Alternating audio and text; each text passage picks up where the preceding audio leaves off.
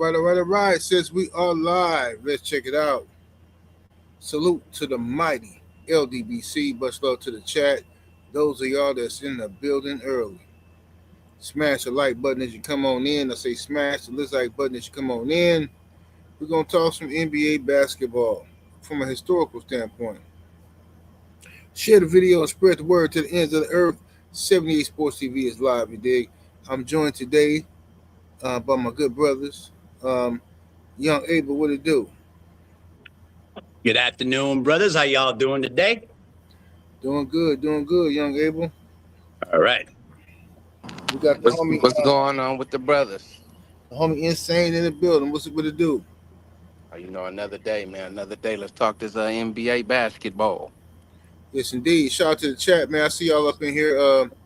See what we got in the chat. We got the homie QCP 1000 Wow. My brother Joe Townsend coming through, standing on LDBC business. We got Darth in the building.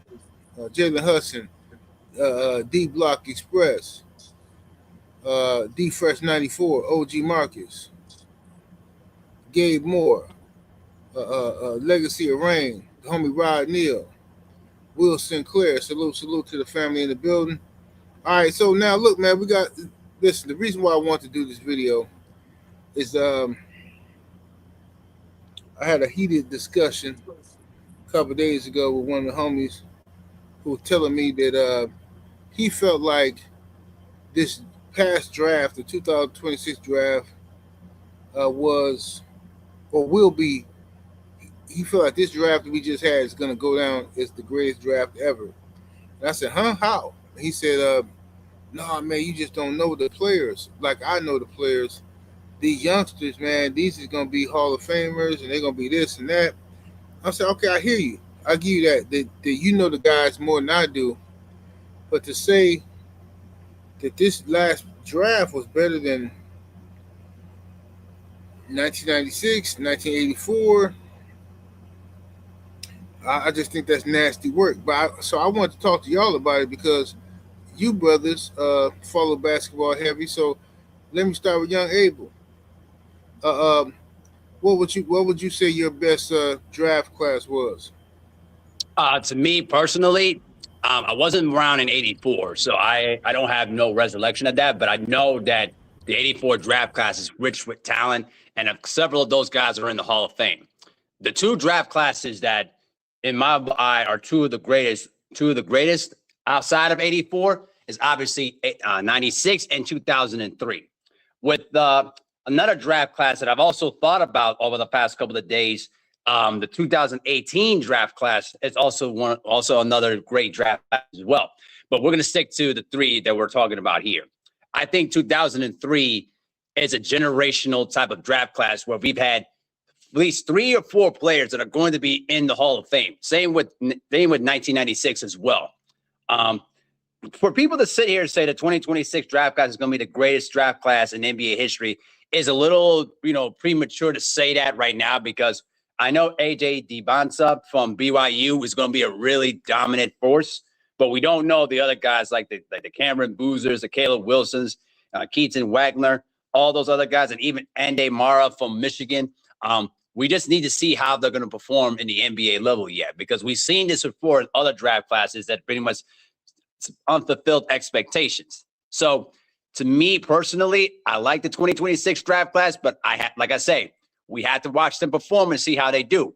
Just like what I said, when people talked about the 2018 draft class, there were a lot of potential guys that were basically could break out.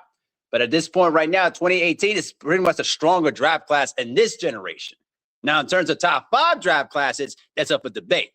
But definitely, I say 2003 is really belongs in the top 5, along with 96 and 84. And also, we also have to sandwich in 1970 as well, because 1970 has also got a lot of Hall of Famers in that draft class. But we'll keep talking about it.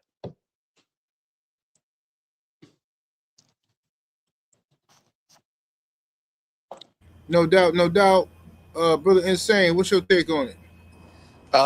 The greatest draft class in NBA history will have to be the 1996 NBA draft class.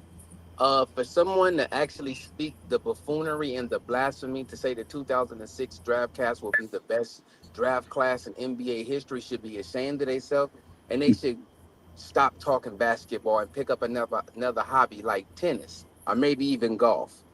To understand, to break down the 1980 to 1984 draft class, hell, even in 1980, when you bring in a Magic Johnson who transformed the NBA, then you 4 more years from there, you bring in a Michael Jordan. You know, to say the 2006 to see any type of talent like that come out of the 2006 draft, I believe is just blasphemy, and it shows people's basketball knowledge. And a lot of people believe, since they may be talking to a dude from the streets that don't know too much about basketball, there's guys out here that do know, that know about basketball in these drafts. I don't care if you've been watching a person play since preschool. If their game doesn't translate to the NBA style, speed, and power, then their game is for naught. It doesn't mean anything. It means nothing. We have had Anthony Bennett get drafted #1 overall. We've had so many people come in these previous drafts that was supposed to be somebody and was nothing. So then let's go to the 1996 draft, the best draft class ever. I'm not even going to go to #1 because Allen Iverson speaks for itself. I like to go down to number 13. Kobe Bean Bryant, who's considered the GOAT right now in the NBA, right behind the GOAT himself, Michael Jordan. I don't see that in the 2026 draft class. All I see is Cameron Boozer, Patterson, and another guy. And those guys not even on the 2003 level with LeBron James, Carmelo Anthony, and Dwayne Wade. So a couple of noticeable names before I pass this off in the 2000, I mean in the 1996 draft. That's just let's just say a couple of names. You have Marcus Camby, elite center. You have Ray Allen, Jesus Shuttleworth himself, one of the best shooters in the NBA, right behind Steph Curry. Before there was a Steph Curry, was a Ray Allen, two-time NBA champion, led teams to the NBA Finals, or was on important teams in the NBA Finals. Anton Walker, who was a great pairing with Paul Pierce up there in Boston. Let's Right. talk about hold on, my bad, my guys. No worries, we got you. Stephon Marbury, exquisite point guard, Hooper. Right. Yep. And with that being said, I'm gonna name one more, and then I'm gonna pass the mic, and then I'm gonna come back. Steve Air Canada Nasty Nash. Go Yeah. ahead. Don't Oh, forget and about one more player you also left out, Peja Stojakovic. He was No, also that 96. I'm gonna come back. I'm not even naming. I'm picking. Okay, you're I'm warming up. picking. Yeah, I'm not even picking from the top of the top. I went to the Right. bottom of the first Right. round. I get it. You warming up. Okay. Yeah. Yeah. Okay. I look at it like this. My favorite draft was 1996, I should say, because that's the draft that I remember watching firsthand. You know what I'm saying? Shout out to the homie Rod Neal in the super chat with the 2-piece. Appreciate love. So keep your eyes on Darius Akuf Jr. Who that? Akuf? Oh, there's a Cuff Jr. He's the point guard from Arkansas. He was balling out in this year's NCAA tournament too, and he was basically not drafted in the top 5. He was actually drafted in the top 10. A lot of guys' names who act up in the tournament, Christian Laettner, comes to the NBA and be nothing. Well, Nothing. I can give you so many high names for dudes to say, watch out for. They were nothing in the NBA. That's why we don't open our mouths too fast. We just let these players play and develop. We didn't know LeBron James was going to be LeBron James. We didn't know Dwayne Wade was going to be Dwayne Wade. Hell, we didn't even know Kobe Bryant was going to be Kobe Bryant. You have to let these dudes pan out. These guys are saying all these insanity things, and I'm not talking about the brother. I'm talking about the brother that was on the phone call with last night, Right. spitting the blasphemy. You mean to tell me a Cameron Boozer is going to be better than Chris Bosh or Dwayne Wade? we gotta let them develop, bro. Yeah, you gotta let these guys develop. Yep. Their fathers, listen to me, their fathers wasn't even that good. Carlos wasn't even that good. But go ahead though. My apologies. No. Shout out to the homie Hitman X and Cash App. Appreciate the love. He says 85 and '09 were the best. Okay. Mm. Shout out to Hitman. Um, what's up, Ratchet in '91? What's up, Sheldon? My thing is this. I think the '96 draft was the best because of all the legends that came from that draft. In 1984 was crazy because, of course, you had Michael Jordan, Charles Barkley. I mean, you had Hakeem Olajuwon. I mean, 1984 was just crazy. You know what I'm saying? So, you could argue that '84 was the best draft, but '96 was just a draft that I remember. That was my last time really, really watching, paying attention to college basketball. So I knew who the guys was that was coming into the league. You know what I mean? So it hit a little different when you watching it from that perspective. But you had like guys like Ray Allen, my favorite player ever, Allen Iverson, Kobe Bryant, of course, Steve Nash, like the homie said. You had Derek Fisher. You had Peja Stojakovic, Sharif Abdul-Rahim, my nigga.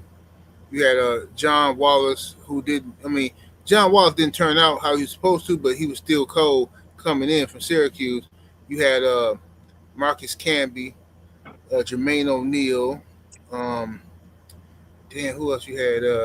Peja Stojakovic. Yeah, Peja, yeah. Yeah. It's Kerry Kittles. Kerry Kittles, who Kittles. was a monster in Jersey. Hey, Kerry Kittles was that dude. People forgetting about Kerry Kittles. Mm-hmm. Kerry Kittles. Oh yeah, and don't forget, we also had Ben Wallace, who was also in that same draft class in 1996. Oh yeah, Ben Wallace. Yeah, he didn't get drafted. He came from that draft class. He came from that draft class, but he wasn't drafted. Yep. Ben Wallace. Walter McDarty.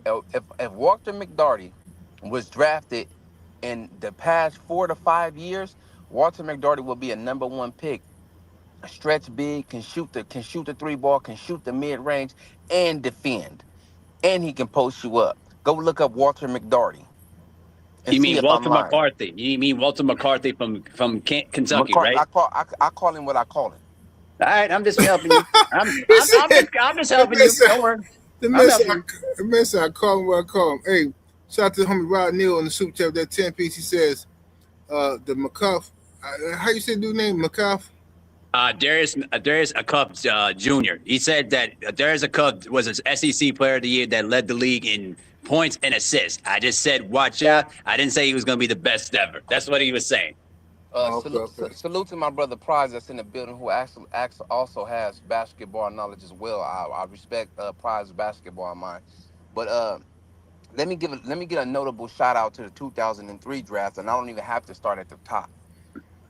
Do you guys remember a young point guard by the name of Kurt Heinrich? Absolutely, bro. Kurt Heinrich ended up being a monster. Yeah, he was one of my favorite point guards when he was in Chicago before Derrick Rose. Absolutely. Do you remember a power forward by the name of David West? Absolutely. Yeah, I remember David West. The big enforcer back when he was in Indiana too, and when he was an all-star in New Orleans as well. The one person that KG could not punk. What about an unmentioned guy who was on the rise, who was a defensive wizard, and he can shoot that 3-ball, and he had Portland on fire? Travis Outlaw. Oh yeah, I remember him back in the day. Travis Outlaw was pretty good. Fits. He gave Kobe fits. Mm-hmm. A couple of mentionable names. Luke Rittenauer, who held the offense for Ray Allen and Rashard Lewis in a Seattle Supersonics, which was a hooper. Another guy who I hooped up myself. I was talking to Aid about this dude earlier. Was Marcus Banks. I was hooping that nigga up in Vegas and told him, hey, homie, you ain't nothing but a Vegas nigga, while I dropped the buckets on him. I said, nigga, you just another Vegas nigga, and was dropping buckets on him. I wasn't playing with him. One more guy I'd like to mention. Mikael Pietrus. Mikael Pietrus. Yep. Went to the NBA Finals, put up great numbers, defended Kobe Bryant well. Kobe still lit him up, but Mikael Pietrus, 3-point specialist and defensive wizard. This was, and I didn't even mention anybody from the top. Go ahead, though. Eight. My apologies. No. The homie said Mashburn. I thought Mashburn, Jamal Mashburn. I thought he came out in '94, '95. I thought. No, he actually came out in the 1993 draft class. Yeah. I know it won '96 for sure. No, he was already in the league by that time in Dallas. But another guy that people tend to forget about that in the 2003 draft class. Remember T.J. Ford? Yep, T.J. Ford was a hooper for Indiana. Yep. You said what draft T.J. class? Ford, remember when he was playing for Milwaukee? No. I said what draft year did you say? 2003. That 2003 draft class. After Kirk Heinrich was drafted, T.J. Ford was drafted after Kirk Heinrich. Yeah, T.J. Ford was our guy, man. He's from Texas, right? Yep, from Texas, bro. He actually had a really good rookie year, but prior to him injuring the spine. Yep, T.J. Ford. Them boys had squad up in there in Indy. Mm-hmm. So as I just spoke on legends, as we've been speaking on legends, I see no legends on this paperwork that I can go to the bottom and say anything about the 2026 draft class. Caleb Wilson, he won't pan out. Cameron Boozer won't be as good as his father. Persons won't be good, and the number one overall pick is going to be a bust from BYU. I'm saying this with my chest out because I understand the NBA. And let me explain to you why. The NBA is changing back to what it used to be. As we see in Washington, where the number one draft pick went, they already got Trae Young, but they got the Twin Towers again, which is AD and DeAndre Ayton. The NBA Finals showed you yesterday it was gonna. I'm talking about this year. I'm sorry, that it slowed down and we were going to more bigger front lines in the NBA Finals. Am I wrong about that, or am I correct, you guys? That's true. Yes, sir. You needed a dominant center and a dominant power forward that can move that ball the way they needed to move that ball. Wemby is going to be a problem for years to come. So look at everybody's front court is going to get bigger. Everybody's front court in the NBA is about to get bigger. All that small ball situation, that's out of here. Give it a couple more years, the NBA will be back to what it used to be. 6'4", 6'5" point guards, 6'6" shooting guards, 6'8", 6'9" small forwards. My bad. I don't want to keep talking. Go ahead, you guys. Hey, no. You cooking. I don't know. Like I said, I'm not educated enough on this year's draft. I just hope that the Bucks rookies turn out. Hope we do good. You know what I'm saying? They develop well. But I don't know enough about these guys. I didn't watch them in college or high school, so I don't know how good they are or what the projection going to be. But I did know how good LeBron was. I did know how good Kobe was. I did know how good Kevin Garnett was. And, back in my day when, I cared about that kind of stuff. But in today's society, I'm not checking for all these kids is light-skinned and mixed. I don't know what they doing now. I don't know. I mean, all these kids different. They all got the same haircut. They all look the same. Let me speak for the light-skinned delegation. Speaking for the light-skinned delegation, we refute every word that came out of Gorilla 8's mouth towards the light-skinned brothers because we have the light-skinned Splash brothers who won 4 NBA championships together. So we reject what Gorilla 8 just said against the dark-skinned LeBron James. Well, that's a fact, Jack. They definitely Splash brothers put in work. I'm just saying these new drafts, man. This is like this is like some Avatar stuff, bro. We started watching the draft. All the youngsters look the same. They all mixed. They all got the little curly hair. I'm like, bro, what the hell happened to the draft? I mean, it don't matter, but it mattered. Like, what is we doing? I like to also speak for the NBA delegation, if I may. Hooper is a hooper. Doesn't matter how you look.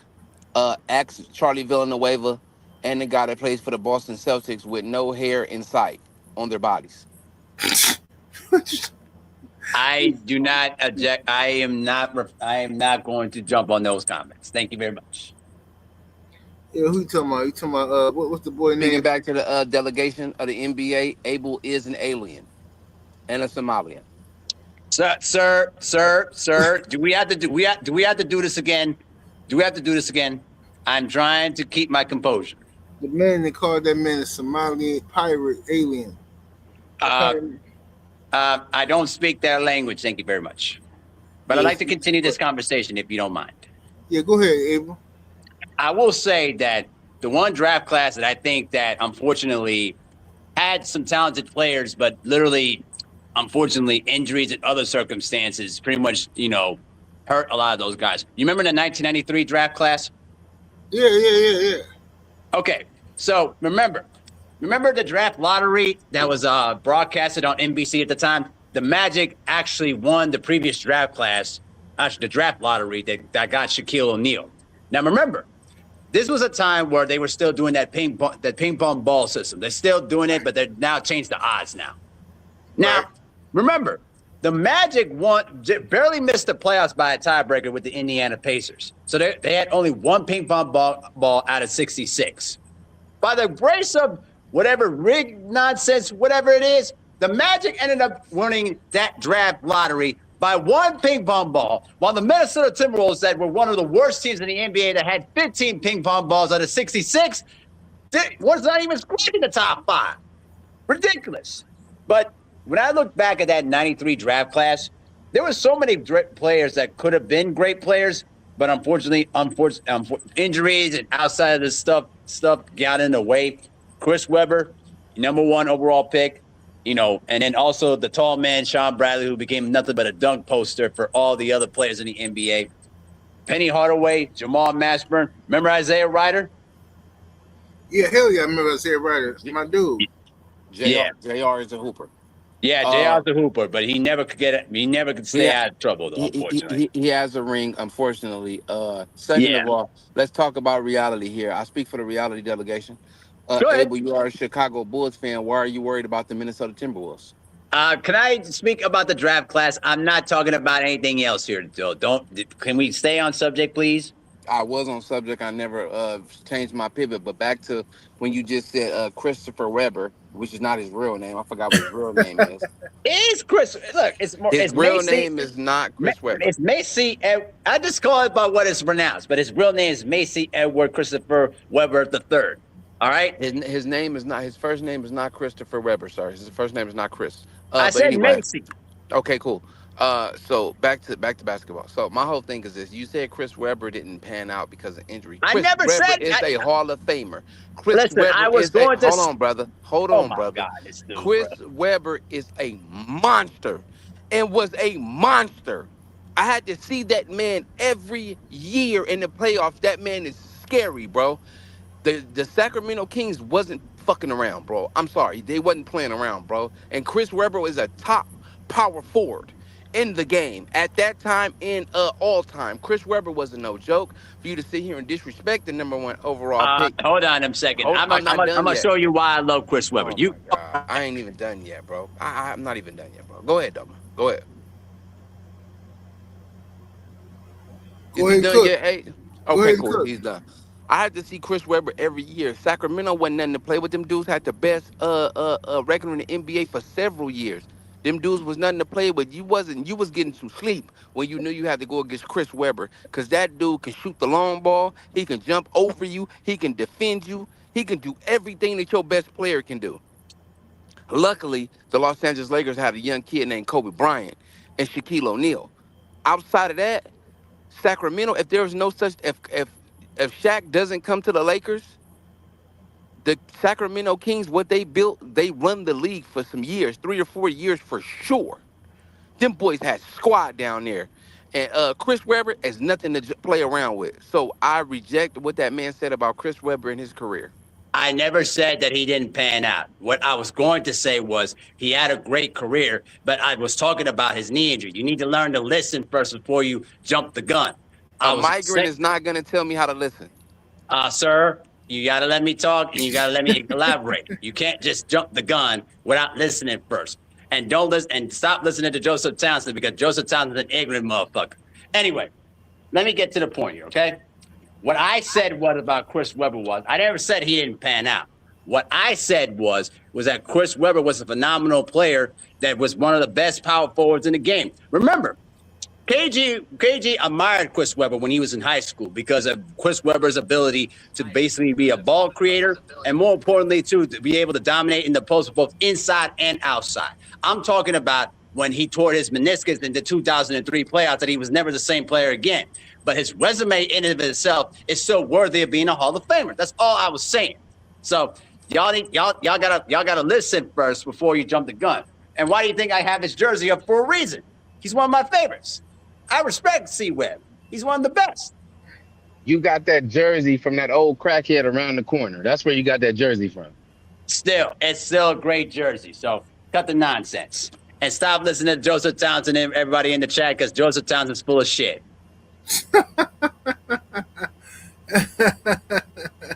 Yeah, dude, this is crazy, man. Oh man, but no. Hey, Prize Fighter, you're absolutely right, bro. The Sixers, man, they made a bad draft pick by choosing Sean Bradley over Penny Hardaway. Terrible draft pick. Well, how is that terrible? And we don't know how these guys are gonna pan out. You have a dude that's 7'6". Hold on, damn, Abel. You have a dude that's 7'6". You can't teach that. Like that don't just grow on trees at that time. 7'6". They thought that he was gonna be something, bro. 7'6". I mean, you have Manute Bol, but you can't look at Wemby. He's 7'6", bro. You're picking 7'6" all the time. I'm sorry. You're gonna pick that. Of course you would pick 7'6", but also I look at dominant guards that can still dominate their position. And Penny Hardaway showed me a lot of that when I was watching his highlights at Memphis State. At this point in time in the NBA, this was a big man's league at this time. They didn't think that you can win with a small guy. Did you forget that Michael Jordan won back-to-back championships and was winning his third? It was going to be dominated by basically small forwards and also shooting guards. So we have to be mindful of that. Don't forget that. Yeah, I hear you. Hey, listen, man. I know we just started. We're gonna have to do a part 2 to this because unfortunately I got a phone call. I got to bust a move real quick. I don't know what time I'm gonna be back, but we're gonna line this up for part 2. So thank the brothers, Young Abel and Insane, for coming through and cooking with me on this. And y'all in the chat, let us know what y'all thoughts is, man. And we're gonna get with y'all in a minute. We're gonna be back with a part 2. For sure. All right, For sure. y'all.